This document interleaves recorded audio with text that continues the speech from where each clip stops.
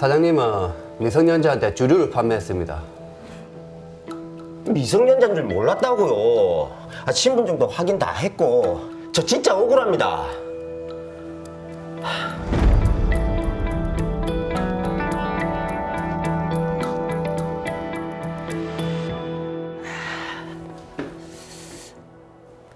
맞다. 미성년자에게 절대 술을 팔지 않습니다. 주인장의 신분증 확인 요청에 협조해 주세요. 동안이라 그러니 기분 상해하지 마세요. 잘 보이는 데다가 붙여놔야겠네.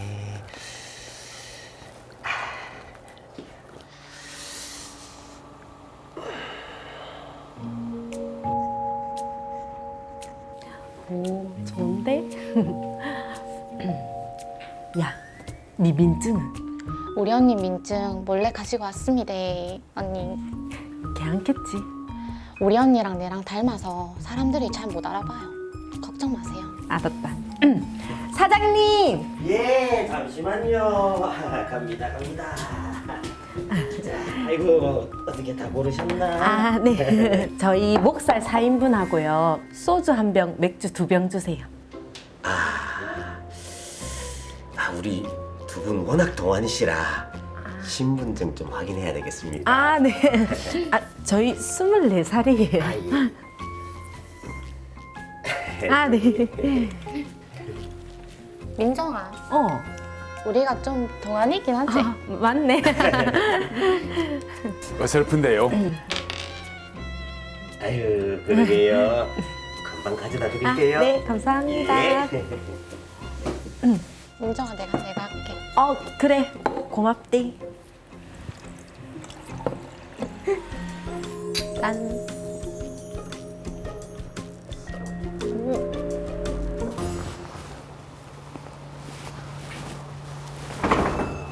어서 오세요. 아유, 수고하십니다. 네. 이 수능도 끝났고 이 미성년자한테 술을 파는 가게가 종종 있어서 단속 나왔습니다. 아, 그러시구나. 아유, 근데 우리는 항상 신분증 확인합니다. 그래도 제가 손님들한테 확인 좀 해보겠습니다. 아예 뭐 그러세요. 맞아요. 수능 끝나고 단속 많이 하잖아요. 맞아요. 수고하십니다. 미성년자 음주 단속 나왔습니다. 자, 신분증 좀 보여주세요.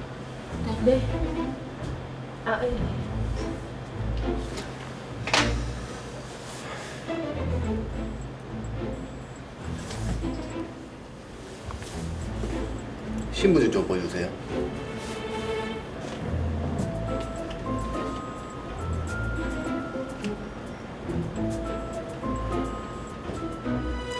주민번호 불러볼래요?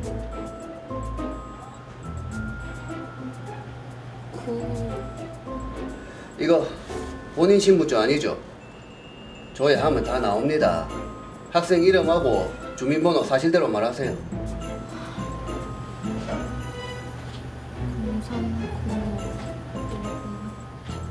왜요?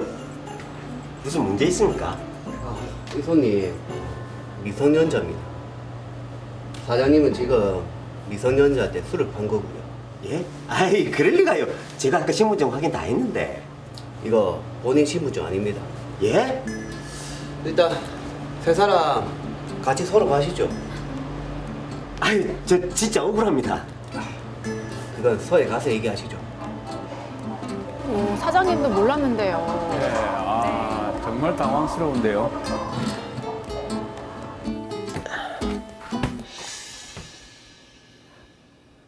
아, 참 맞다. 아까 무슨 서류가 왔었는데.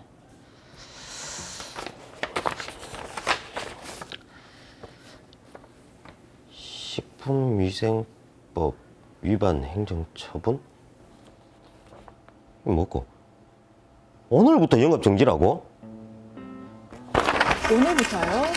오.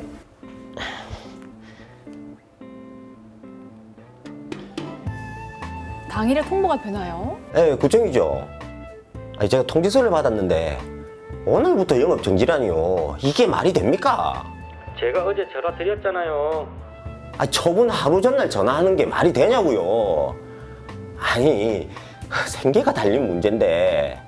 아, 그러고 저도 속아서 술을 준 거라고요. 저희는 절차대로 고지해드렸습니다. 아니, 여보세요? 여보세요? 너무 냉정하네요. 세상에 이런 법이 어딨노?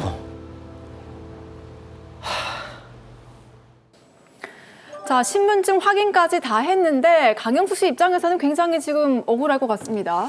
그렇습니다. 좀 안타까운 상황이고 빨리 해결책을 찾아 드려야 할 것 같습니다. 먼저 사건 정리부터 해보죠.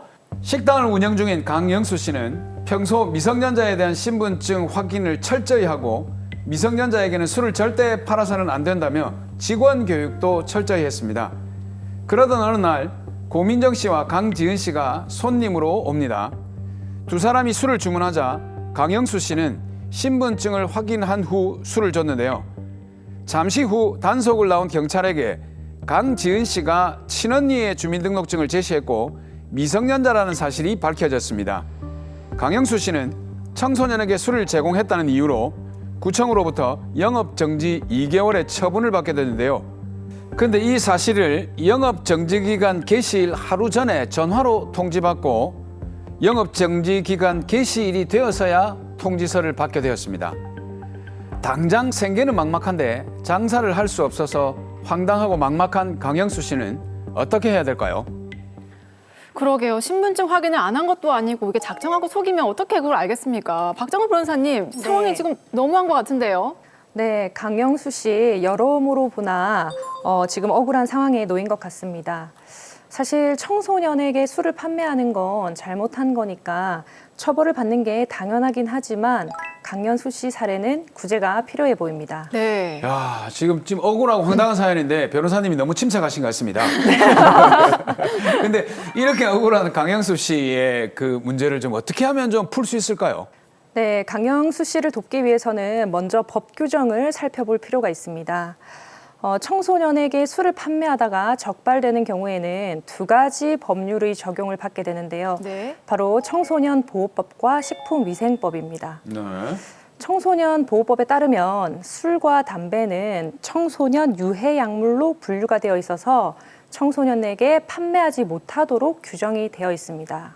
네, 이걸 위반해서 청소년에게 술을 판매하게 되면 2년 이하의 징역 또는 2천만 원 이하의 벌금형에 처해집니다.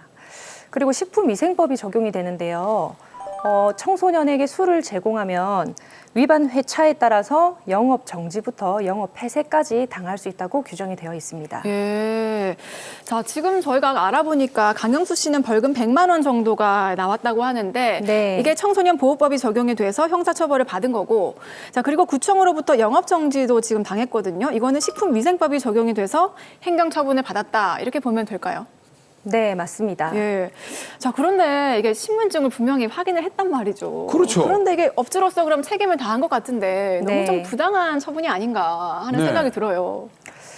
실제로 이렇게 신분증을 속인 청소년들 때문에 업주가 억울하게 처벌받는 경우가 종종 있었는데요. 네. 그래서 2019년 6월에 식품위생법이 개정이 되었습니다. 개정 식품위생법에는 청소년의 신분증 위조, 변조 또는 도용으로 식품 접객업자가 청소년이 사실을 알지 못하였거나 폭행 또는 협박으로 청소년임을 확인할 수 없는 사정이 있었던 경우에는 대통령령으로 정하는 바에 따라서 해당 행정처분을 면제할 수 있다라는 단서 조항이 추가가 되었는데요. 네. 바로 이렇게 청소년이 신분증을 위조하는 등 적극적으로 업주를 속인 경우에는 행정처분을 면제받을 수 있는 길을 열어준 것입니다. 그럼 미성년자가 위조된 신분증을 제시를 해서 술을 팔았어요. 네. 그럼 그런 경우에는 행정처분을 다 면제를 받을 수 있는 건가요? 꼭 그렇지만은 않습니다. 일반적으로 적발이 되면 경찰의 조사를 받습니다. 네. 그리고 행정처분 사전 고지를 받은 이후에 의견을 진술할 기회가 주어지는데요. 바로 이때 청소년이 신분증을 속인 사실과 그리고 이 업주가 신분증을 확인한 사실을 입증을 해야 면제를 받을 수가 있습니다. 하지만 이 신분증을 확인하는 모습이 담긴 영상 자료나 목격자의 진술을 확보하지 못하는 경우에는 입증이 어려울 수도 있기 때문에 매장 내에 CCTV를 설치하는 것을 추천드리고 있습니다. 네. 근데 이제 청소년 신분증 얘기가 나왔으니까 말인데 보통 편의점에서 담배를 살 때 네. 형의 신분증이나 아버지의 신분증을 들고 와서 구매를 하는 그런 네. 경우가 있거든요. 네. 이런 경우는 다 면책이 되는 건가요? 그 가짜 신분증에 속아서 청소년에게 담배를 판 편의점 사장님들도 행정처분을 면제받을 수 있게 되었습니다. 바로 2020년 7월경에 담배사업법 시행규칙도 식품위생법이랑 비슷한 내용으로 개정이 되었거든요. 일단은 알겠어요. 그러니까 강영수 씨도 식품위생법 위반으로 행정처분을 받았고 현재 면책되지 못한 상황인데 여기서 이 사무장의 날카로운 촉이 지금 발동이 됐습니다. 어떤 지점에서 촉이 발동하셨습니까? 자, 드라마를 보셔서 아시겠지만은 행정처분 통지가 하루 전날 전화로 왔고 통지서는 당일날 왔단 말이죠. 네. 이건 좀 너무한 것 같습니다. 그렇죠. 네, 말이 안 됩니다. 보통은 이제 처분을 하기 전에 미리 사전 통지를 하는 것이 일반적입니다. 왜냐하면 처분의 집행에 대비도 해야 하고 이제 불복 절차를 준비할 시간적 여유가 주어져야 하니까요. 그렇죠. 네, 하지만 처분의 통지와 처분의 집행 시기 사이에 어느 정도의 시간적 간격이 있어야 하는지에 대해서는 관련 법에서 특별히 정하고 있지 않는 이상은 행정청의 재량에 맡겨져 있는 것이 사실입니다. 네. 그래서 간혹 가다가는 행정 목적을 달성하기 위해서 필요한 경우에는 처분의 집행 직전에 통보를 하더라도 무방하다라고 하고 있습니다. 행정 목적을 달성하기 위해서 필요한 경우라고 하시는 거는 정말 급박한 상황을 말씀을 하시는 것 같은데 네. 지금 강영숙 씨의 경우에는 그런 상황은 아닌 것 같거든요. 네, 제가 보기에도 그렇게 긴급한 상황은 아닌 것으로 보입니다. 네. 자, 그러면 이 행정처분이 좀 다소 부당하다 이렇게 볼 수 있을 것 같은데 어떻게 좀 대처를 해야 될까요? 이 드라마 사례의 경우에는 제가 보기에도 이 영업 정지 처분에 문제가 조금 있어 보이긴 합니다. 하지만 그렇다고 해서 내가 잘못한 것도 없는데 왜 가게 문을 닫아야 돼? 라는 생각으로 영업을 계속하시면 큰일 납니다. 예, 영업 정지 처분 집행 개시 이후에 계속해서 영업을 하다가 적발이 되면 영업 정지 기간이 길어질 수도 있고요. 자칫하다가는 영업이 취소될 수도 있으니까 네. 일단 처분 내용에 따라서 영업을 정지를 하셔야 됩니다. 그리고 행정처분 통지서를 받자마자 바로 집행정지 신청을 하셔야 됩니다. 네. 이 집행정지 신청이 받아들여지게 되면 영업정지 처분의 효력이 일시적으로 정지가 되기 때문에 음식점 영업을 계속하면서 행정소송과 행정심판을 진행하실 수가 있습니다. 그럼 이게 집행정지 신청을 하지 않고 네. 행정심판이나 행정소송을 진행하면 안 됩니까? 집행정지 신청을 하지 않고 바로 행정심판이나 행정소송을 진행하실 수도 있습니다. 하지만 행정심판 청구를 하고 이제 재결이 나오기까지 보통 2개월 정도의 시간이 소요가 되는데요. 네. 2개월 후에 이 처분은 잘못되었으니까 취소한다라는 재결이 나와봤자 이미 영업 정지 기간 2개월 동안 가게 문은 닫고 손님은 다 떨어지고 난 이후이기 때문에 네. 실익이 없죠. 아. 네, 그래서 집행정지 신청을 꼭 하셔야 된다는 겁니다. 그러니까 집행정지 신청을 하면 영업 정지가 되는 게 이제 정지가 되기 때문에 영업을 하면서. 그렇죠. 계속 영업을 하면서 뭐 행정심판이나 행정소송을 할 수 있다 이런 네. 말씀이신데 자 그러면 지금 강영수 씨는 행정소송에서 어떤 부분을 좀 주장을 해야 처분 취소 판결을 받을 수 있을까요? 네, 크게 이제 두 가지로 나누어서 이제 주장을 할 수 있을 것 같습니다. 첫 번째는 절차적인 부분인데요. 처분청이 처분 통지서를 발송하지 않은 상태에서 영업 정지 기간 개시일 바로 하루 전날 강영수 씨에게 당신은 내일부터 영업을 하시면 안 됩니다라고 이렇게 알렸잖아요. 그것도 전화로 알렸단 말입니다. 네. 그렇죠. 네. 집행 정지 신청을 하고 정지 결정이 나오기까지는 보통 이제 7일 정도의 시간이 소요가 되는데 처분 통지를 이렇게 임박하게 하는 것은 집행 정지 신청의 기회를 박탈한 거나 마찬가지잖아요. 맞아요. 사실 음식점이기 때문에 이제 영업을 중단을 하게 되면 뭐 재료를 폐기한다거나 직원들의 근로 문제 뭐 이런 문제들도 있으니까 간단한 문제가 아닌데 여기에 대비할 시간을 주지도 않고 바로 하루 전날 이렇게 고지를 한다는 것은 절차적으로 위법해 보입니다. 첫 번째가 절차적인 부분이고 두 네. 번째는 좀 느낌이 옵니다. 뭐죠? 이 업주로서 또 이 신분증을 분명히 확인을 했기 때문에 이런 부분들을 좀 주장을 하면 되지 않을까 싶거든요. 네, 맞습니다. 하지만 단순히 이제 신분증을 확인했다라는 사정만으로는 면책이 되지 않습니다. 이제 평소에 직원들에게 신분증 확인을 철저히 하도록 수시로 이제 교육을 시켜야 되고요. 그리고 신분증 확인을 할 때에도 신분증상 사진과 그리고 이 손님의 실물을 꼼꼼하게 대조해 볼 필요가 있습니다. 네. 만약에 사진과 실물이 조금 다르다면 주민등록증상 주소나 주민등록번호를 외워보게 하는 등 이런 추가적인 조치도 필요합니다.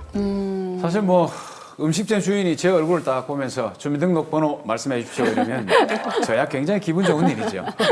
그러시겠네요. 문제는 이걸 외우고 다니는 사람도 있으니까 네. 주민등록번호를 외우라고 하는 그 자체만 가지고 정확한 그 신분을 확인할 수 있다 이렇게 보지는 않을 것 같은데요. 네, 맞습니다. 현실적으로 손님의 나이를 확인하는 게 쉽지 않은 경우가 더 많습니다. 하지만 판례에서 제시하는 잣대를 보면 음식점 업주들에게 엄중한 책임을 부여하고 있기 때문에 그에 따라서 최선의 노력을 하실 필요가 있습니다. 아, 그러니까 반론을 제기할 때 나는 이것까지도 물어봤습니다라고 그러니까, 예. 반론을 제기할 수 있는 그렇죠. 이렇게 꼼꼼하게 확인을 했습니다. 아. 라는 이런 부분을 말하는 거죠. 자, 드라마에서 지금 강영수 씨는 벌금 100만 원의 처분이 내려졌습니다. 이거 행정소송을 진행을 하는 동안 그럼 내야 될까요? 네, 청소년 보호법 위반으로 약식 명령이 나왔을 때 만약에 그대로 수용하고 벌금을 납부하게 되면 추후 행정소송이나 행정심판에서 불리하게 작용할 수도 있습니다. 그래서 약식 명령이 나온 경우에는 일단 정식 재판을 청구를 하고 무죄 주장을 해야 되겠죠. 사실 이 드라마산 같은 경우에는 수사 단계에서 조금 더 적극적으로 대응을 했다면 기소유예나 혐의 없음 처분이 나올 수도 있었을 것 같은데 약식 명령 벌금이 나온 점은 조금 안타깝습니다. 그럼 이제 벌금을 내게 되면 사실을 인정하게 되는 거니까 반론을 하기 위해서라도 벌금을 내지 않고 이의 신청을 해야 된다 이 말이네요. 그렇죠. 벌금을 납부하지 않은 상태에서 정식 재판 청구를 하셔야 되는 겁니다. 네. 자, 그리고 또 드라마에서 보면요. 청소년인 강지은 씨가 자기와 비슷하게 생긴 언니의 신분증을 사용을 합니다. 신분증 도용도 범죄잖아요. 이거는 처벌을 받지 않겠습니까? 네, 처벌받습니다. 이 강지은 씨 경우에는 타인의 신분증을 마치 자신의 신분증인 것처럼 이렇게 행사를 했기 때문에 공문서 부정 행사죄에 해당하게 됩니다. 이제 경우에 따라서는 신분증의 생년월일 부분을 교묘하게 바꾸거나 사진을 자신의 사진으로 대신 붙여서 사용하는 경우가 있는데요. 예. 이런 경우에는 공문서 위조죄, 그리고 공문서 변조죄, 그리고 위조, 변조, 공문서 행사죄가 성립할 수가 있습니다. 네, 그리고 처벌의 경우에 보면 19세 미만인 경우에는 소년법상 보호 처분을 받을 수도 있고 위반 횟수나 정도에 따라서는 형법상 형사처벌을 받을 수도 있습니다. 네, 신분증 도용도 해서는 안 되고 신분증 확인도 좀 꼼꼼하게 하셔야 할 것 같습니다. 자, 요즘 코로나19가 장기화되면서요. 장사하시는 분들이 억울하게 행정처분을 받는 경우가 있는데 이렇게 좀 어떻게 대처를 해야 될지 몰라서 좀 막막하고 답답하신 분들이 계실 것 같습니다. 그분들을 위해서 마지막으로 조언 부탁드립니다. 청소년에게 술을 팔다가 적발이 되어서 영업 정지를 당하는 이런 대부분이 청소년들이 술을 마시고 이제 술값을 내지 않기 위해서 고의로 신고를 하는 경우가 대부분이라고 합니다. 네. 음식점 사장님들은 술값도 못 받고 억울하게 영업 정지도 당하게 되는 건데요. 이렇게 억울한 상황에 놓이지 않으시려면 좀 귀찮고 불편하시더라도 신분증 확인 절차를 철저하게 지키셔야 합니다. 그리고 적발이 된 경우에는 조금이라도 억울한 사정이 있다면 먼저 집행정지 신청을 하시고요. 그리고 영업 정지 기간을 줄여달라는 취지의 청구도 가능하니까 자신의 권리는 자신이 지키시기 바랍니다.